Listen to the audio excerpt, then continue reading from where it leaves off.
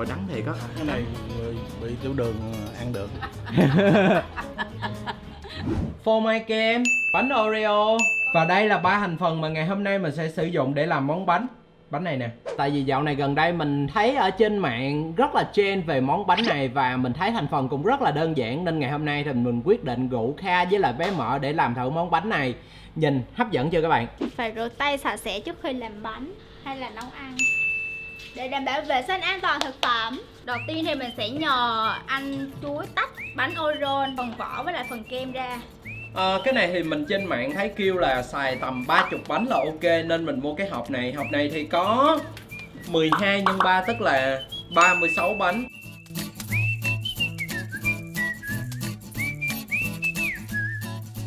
Sau khi tách ra thì mình sẽ được một phần như thế này toàn là bánh Oreo không, và một phần như thế này toàn là kem không. Và bây giờ mình sẽ làm bước tiếp theo nha mọi người. Bây giờ sẽ là đến bước đánh kem. Mình sẽ bỏ phô mai kem vào. Hôm qua thì mình mua ở siêu thị á, rồi xong rồi mình để tủ lạnh nên giờ nó hơi đặc một tí. Các bạn có thể để lâu cho nó tan ra và đánh nó sẽ dễ hơn. Sau khi một hồi đánh xong cái phần phô mai kem thì mình sẽ bỏ phần kem Oreo này vào trong.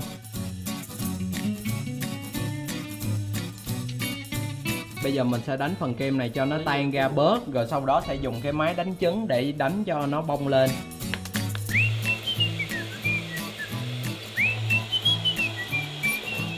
Các bạn ơi, sau khi đánh khoảng 15 phút thì mình được cái tô như thế này. Thì các bạn có thể thấy là cái phần nước á, nó gần hết luôn rồi. Và nó chỉ đặt thành phần kem như thế này thôi. Và bây giờ mình sẽ trộn hai phần lại với nhau. Trộn lại, hấp dẫn quá mọi người ơi.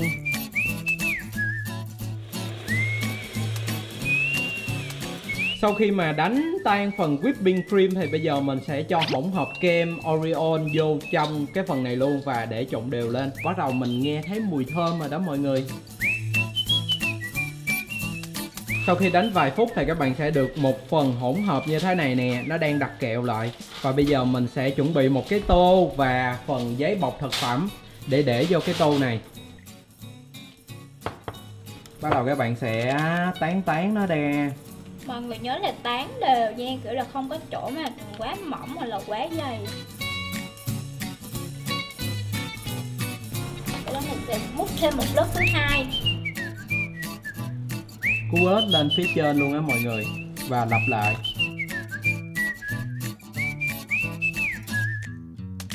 Vừa làm ngon mà mình phải trang trí cho đẹp nữa mọi người ạ. Thì ăn nó mới hấp dẫn. Người ta hay gọi là đẹp mắt thì ngon miệng. Nani? Có câu đó không mọi người? Mọi người biết câu đó comment ở dưới mọi người. Các bạn biết câu đó không? Đẹp mắt ngon miệng. Bạn nào biết câu đó hãy comment bên dưới nha, chứ mình thấy là hơi sai sai rồi đó. Ok, và bước cuối cùng chúng ta sẽ rắc bánh lên phần trên.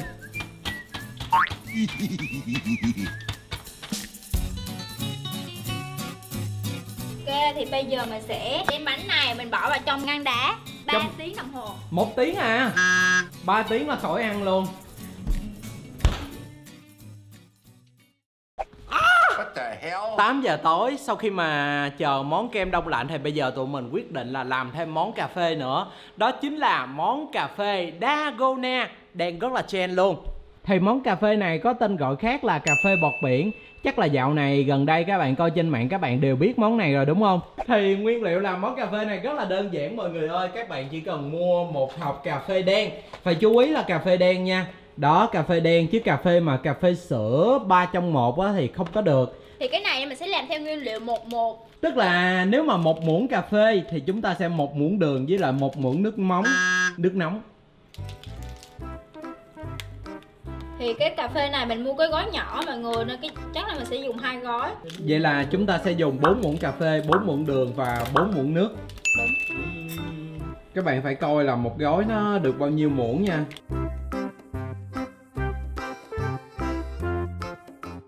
Bình thường á mình thấy cà phê này mình tưởng là đổ nước. Các bạn sẽ thấy là nó có màu đen đen đúng không? Nhưng mà sau khi đánh một hồi á thì các bạn sẽ thấy là nó có màu nâu.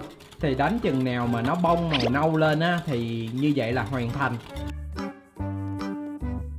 Sau gần 10 phút thì tụi mình đã đánh được phần cà phê bong như thế này nè. Các bạn thấy nó đặc, nó sệt sệt, nó chảy như thế này. Như vậy là được. Bây giờ chúng ta sẽ đến công đoạn đổ sữa. Mình bỏ đá vào ly. Đây là một công đoạn rất khó khăn, cần sự tỉ mỉ và một đôi bàn tay đẹp. Anh có thể zoom xuống đôi bàn tay em. Oh my god. Phải đôi bàn tay đẹp mới được ha em. Phải bàn tay đẹp mới món ăn mới ngon. Kha sẽ đổ sữa vào trong đây giùm mình. Sữa cũng cần một sự sang trọng.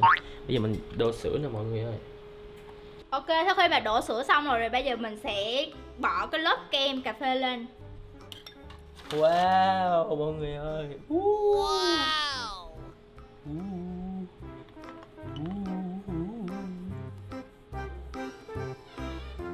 Ôi nhìn hấp dẫn quá mọi người ơi. Tụi mình làm vừa đủ luôn á mọi người. Canh vừa ngám cái ly. Ta-da! Đây là thành phẩm của mình. Bây giờ thì mình sẽ lấy bánh ra xem thử là nó đã đông chưa nha mọi người. Mình có cảm giác là cái phần đế bánh á, cái phần kem nó đã đông lại rồi. Bây giờ mình tách cái này ra. Nhìn rất là xốp nha.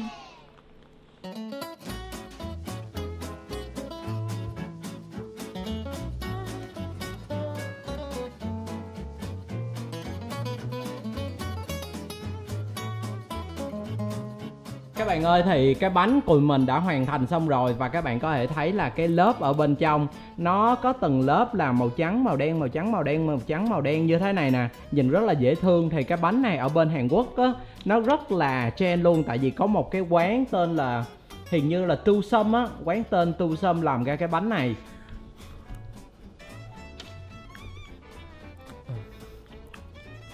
Bánh này nó là béo và ngọt, rất ngọt, cho nên mình nghĩ là ăn một miếng thì vui, miếng thứ hai đậm đà, miếng thứ ba dừng lại. Mình làm mà đương nhiên nó ngon. Anh thấy giống như ăn bánh kem vậy á. Đúng rồi, cái lớp đó dưới bánh kem đúng rồi. Lớp giống như phần bánh kem ở trên nè. Nó ngọt giống như bánh kem luôn. Nó ngán ngán vậy thôi chứ ăn được hết luôn mọi người. Đây là cái món cà phê mà mình cũng vừa mới làm xong, tên là Dalgona. Thì bây giờ bạn Kha sẽ là người thử đầu tiên. Cà phê này có tên khác là cà phê bọt biển á mọi người. Không, bây giờ mình rắc thêm miếng bột cà phê lên đây nữa. Oh my god. Vì đắng của phần cà phê nó chiếm nhiều hơn đúng không? Tại vì mình xài cà phê đen mà. Đen mà ít đường nữa chứ. Mình nghĩ là nếu mà bạn nào mà không uống cà phê đắng được á thì sẽ bỏ nhiều đường hơn nha. Hồi nãy là mình nói là mình theo tỷ lệ 1:1, 4 gói cà phê thì sẽ là 4 gói đường.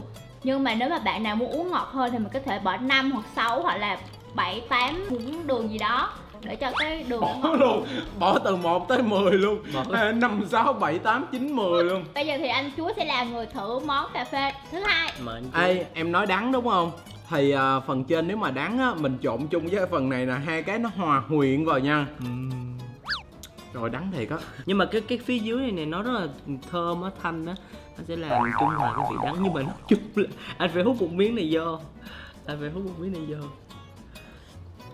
nó sẽ kiểu trung hòa lại. Đúng rồi, mình nghĩ này nên quệt đó chứ không phải múc cái phần cà phê uống không hoặc là sữa uống không. Chào buổi sáng các bạn, bây giờ là 9 giờ sáng. Thì sáng nay mình quyết định là đem phần bánh này về để cho ba mẹ ăn thử. Thì các bạn cũng có thể thấy là cái phần bánh này nó đã đông cứng lại rồi, giống như là kem vậy. Còn bây giờ thì mình sẽ cắt ra để cho đem về cho ba mẹ. Cắt ra để đem cho ba mẹ, coi ba mẹ thấy bé Mỡ nấu ăn như thế nào. Trời ơi, nó cứng thành kem luôn rồi mọi người.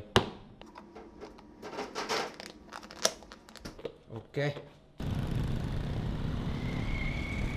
Giới thiệu với ba mẹ thì đây là cái bánh mà con mới làm. Thì ba mẹ ăn thử coi như thế nào, coi ngon không. Ai làm? Con với bé Mỡ làm. Anh không có làm đâu. Anh có làm. Không có. Anh có làm. Cái này kiểu mà giống ăn kem á mà. Ngon, có lý. Có lý. Không, nó không ngọt, cái này người bị tiểu đường ăn được.